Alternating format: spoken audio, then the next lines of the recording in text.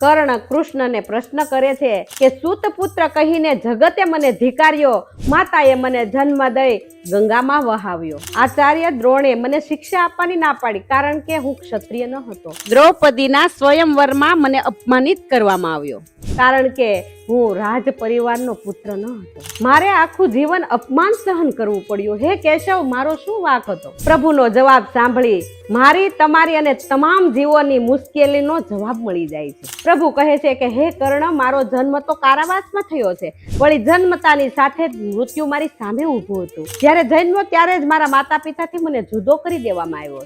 2 દિવસનો થયો ત્યારથી મારા ઉપર રાક્ષસનો હુમલો શરૂ થયો છે. વળી થોડો મોટો થયો એટલે હું ગાયો ચરાવતો, તેમજ શાણ વાસીદા પણ મેં કર્યા છે, તેમજ મારો સગો મામો મારો જાનનો દુશ્મન થયો. કૃષ્ણ કહે છે કે મારા જીવનની તકલીફ કેટલી. વળી કર્ણને સમજાવતા કહે છે કે કોઈ આપણું અપમાન કરે છે તે વાત મહત્વની નથી, પરંતુ આપણે તે અપમાનનો જવાબ કઈ રીતે આપીએ તે બાબત મહત્વની છે. કર્ણ હંમેશા પોતાના ભૂતકાળને યાદ કરીને દુઃખી થયા છે, જ્યારે કૃષ્ણ ક્યારેય પોતાના ભૂતકાળને યાદ કરતા નથી. કર્ણ પાછળની તરફ જોવે છે, કૃષ્ણ આગળ જોવે છે.